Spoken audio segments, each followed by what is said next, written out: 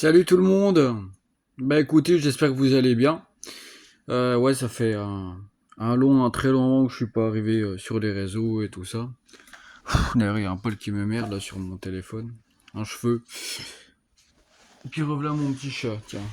On dirait que c'était fait comme une coïncidence. Le petit loulou.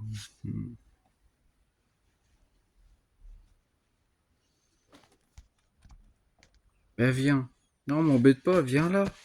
Lui, il veut taper le téléphone. Si je tiens le téléphone, il veut taper le téléphone. Si je tiens la manette, il veut taper la manette. Si je dors, il veut que je me réveille. Si je ne dors pas, lui, il dort. Enfin voilà, c'est toujours tout l'inverse. Et ouais, mais c'est mon gamin. Hein. Ah, la petite gamin. Mon Robin. Bah alors, je voulais vous parler parce que je vais redémarrer ma chaîne, la nouvelle, celle qui s'appelle L'Air du Vent, pour vous parler de plusieurs choses. Moi, je suis un grand passionné d'histoire, de jeux vidéo et de plein de choses. Et bah pour vous raconter en gros l'histoire, pour ceux que ça intéresse ou pas, mais ça fait aussi partie de la vie d'aujourd'hui. Et puis voilà, ma façon de voir et de penser les choses. Et moi j'ai grandi, c'est vrai, on va dire le gamer, il joue. Moi on m'a déjà dit, tu joues à des jeux vidéo, c'est l'air con. Mais putain, tous mes potes ils ont tous joué à Call of Duty, Mario, n'importe quoi, et ça on s'en fout. C'est pas le sujet. Mais aussi, les jeux vidéo, bah, c'est un truc qui permet de voyager aussi. Même si c'est pas totalement vrai, enfin, la plupart des jeux enfin, en ce moment, c'est quand même pas mal réaliste. Ça peut faire découvrir pas mal de pays, de mondes, même si c'est pas la totale réalité. Ça te permet de voyager quand même pour pas trop cher, plutôt que de prendre l'avion puis d'aller voir le pays en lui-même, même si ça peut être plus intéressant, mais pour ceux qui n'ont pas les moyens, c'est quand même quelque chose d'assez intéressant, finalement, surtout avec les derniers jeux vidéo de la PS4, PS5, Xbox One, Xbox Series. Il y a quand même des jeux qui sont pas mal intéressants et il faut se l'avouer, bon, c'est pas parfait, c'est pas du vrai, quoi. Mais ça te permet quand même de voyager quand même, on va pas dire gratuitement, mais pour moins cher. Bon, des fois c'est un peu abusé, il y a trop d'action, il y a pas assez d'action, c'est trop lent, c'est trop chiant, enfin, voilà, il y a toujours ça, il y a le gameplay, il y a plein de choses qui jouent. Ouais, je suis gamer aussi, hein, désolé de parler comme ça. Je vais pas parler en ordinateur. Bon, en gros, sur la chaîne de l'Air du Vent, moi j'ai envie de vous parler surtout d'histoire. Donc il n'y aura pas des montages d'experts, comme je faisais un peu à l'époque, là je peux plus. Mais je vais vous parler en plusieurs vidéos. Et puis voilà, au final, raconter une histoire, et quitte, si j'arrive à faire des montages, si je trouve un ordi, parce que ben, ouais, ben moi j'ai plus internet chez moi, et puis je m'en passe très bien finalement.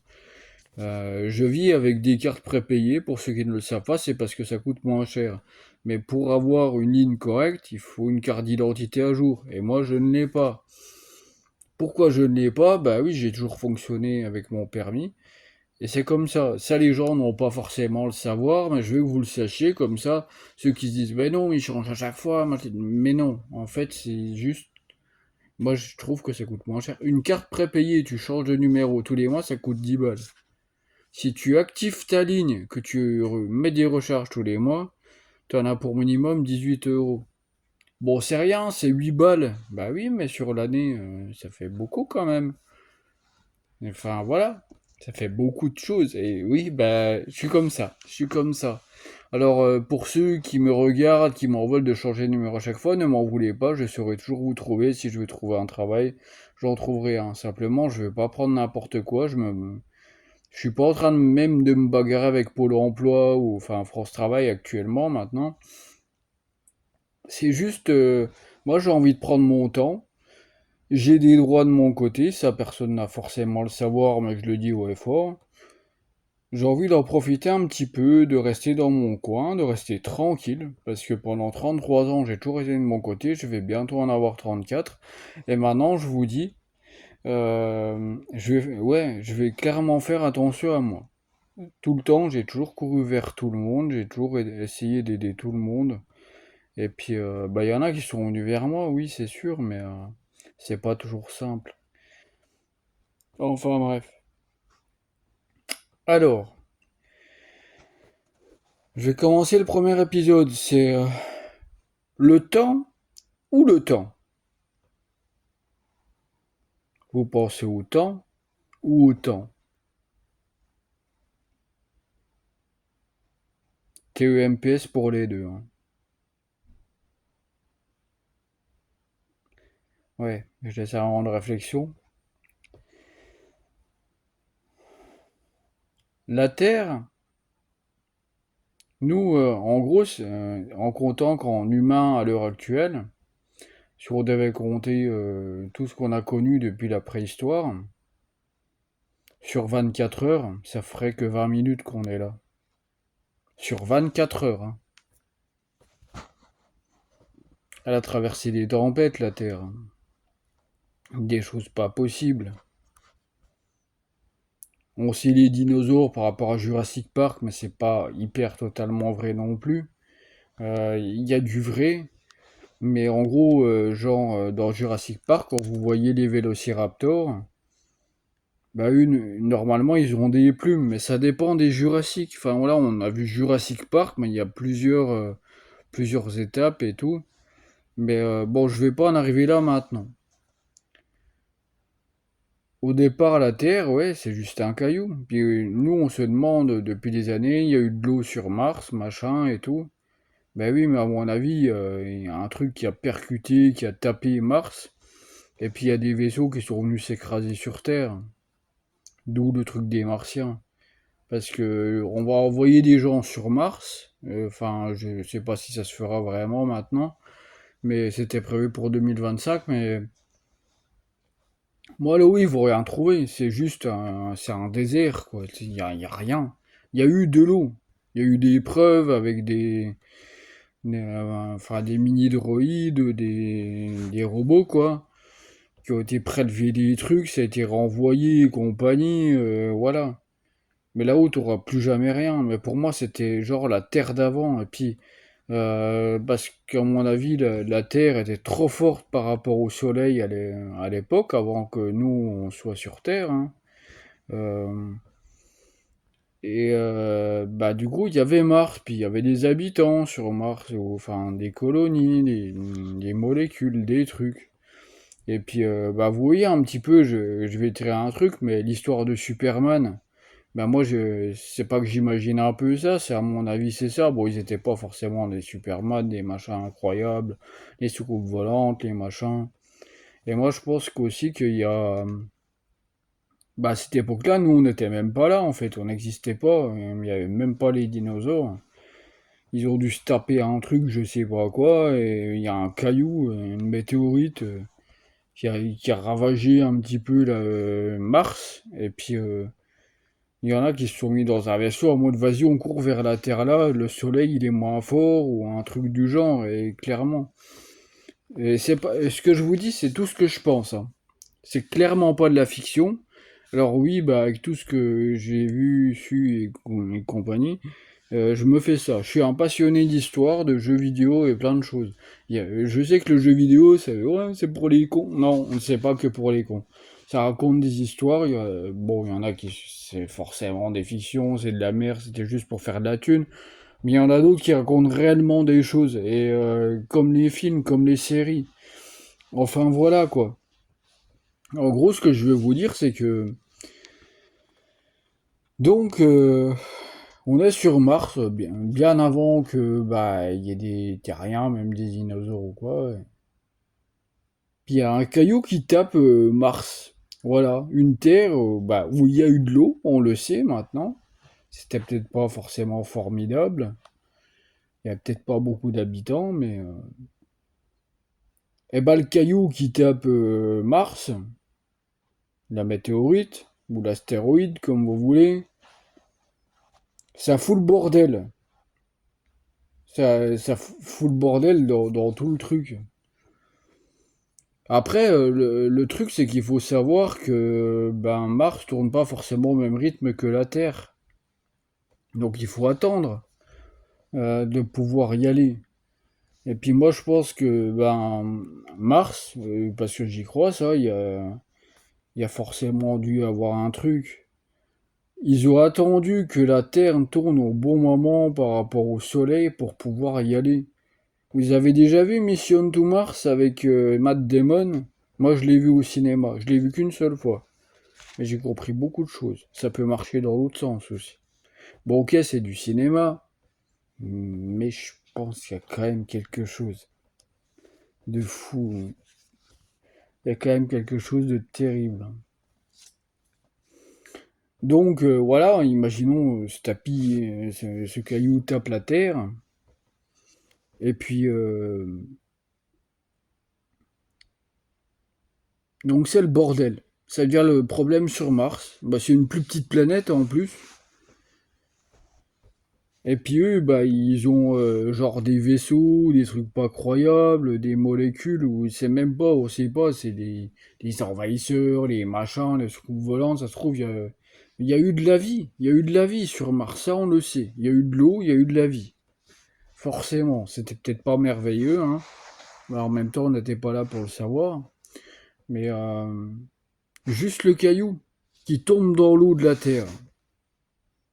Avec le caillou, il a shooté au passage bah, des gens, voilà, qui seront pas forcément trop comme nous, mais ou des molécules, puis c'est resté dans l'espace, puis c'est tombé dans l'eau, quoi. Et puis la vie de la Terre, elle commence à partir un peu de là. C'est des suppositions, hein. Et ouais, moi, c'est que subjectif, hein. La vie de la Terre, elle commence à partir de là. Et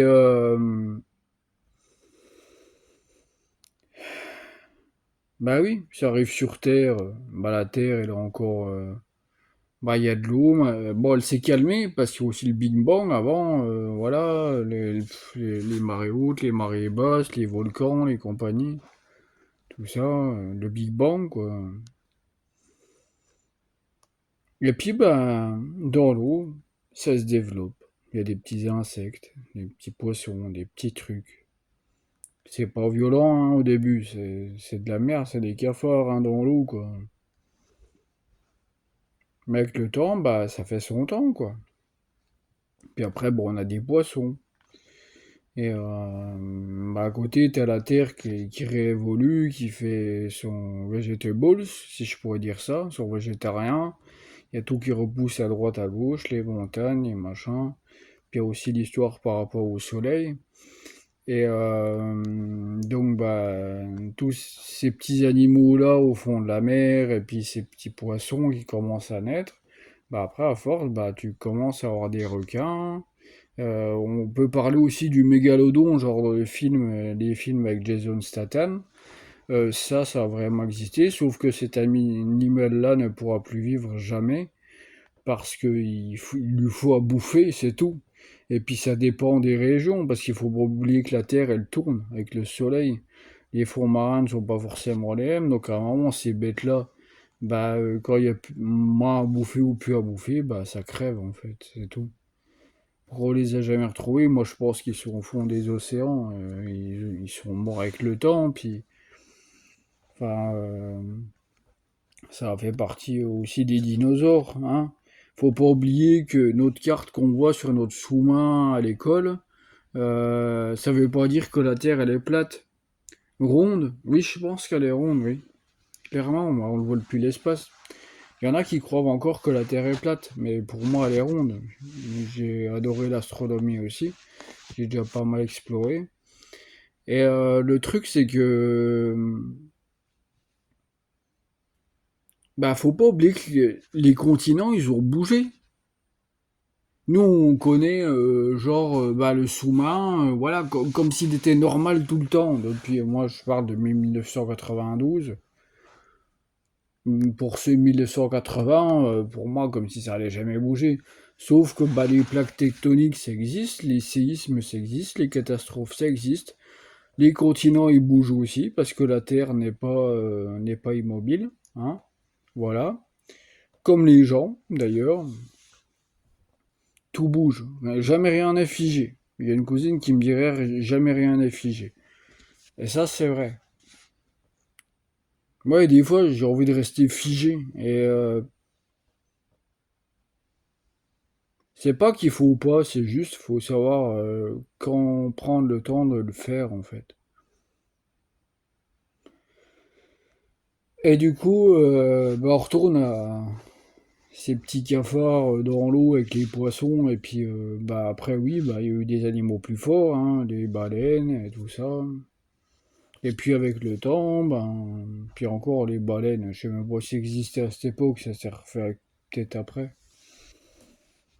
Il y a des gens, enfin des animaux, qui ont commencé à avoir des pattes et puis à sortir de l'eau. Forcément, des amphibiens, comme les crocodiles par exemple, ou les alligators. Qu'est-ce que je peux prendre d'autre comme exemple? Les lézards, les dragons. Ah, je sais plus le nom. Mais ouais, des petits lézards, des petits trucs, et puis ça a commencé comme ça, et puis après, on a commencé à venir sur Terre, à sortir. Parce que il faut pas oublier que la Terre, elle tourne, et puis par rapport au Soleil, il y a des régions qui sont plus fortes que d'autres au niveau température et compagnie. Alors, du coup, ce qui se passe, c'est que tout le monde essaie de se réfugier où il peut, hein.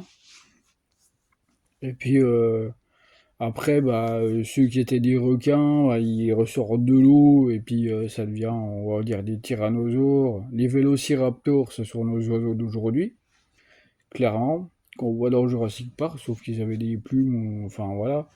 On ne sait pas exactement, on n'était pas là, donc voilà, mais il y a une grosse théorie là-dessus. Euh, Enfin voilà, c'est hyper intéressant et moi j'adore ça, personnellement. Alors si ça vous fait chier, cassez-vous, je m'en fous, c'est pas grave. Mais je vais vous parler de tout ça et ça va monter jusqu'en 2020. Voilà, par exemple.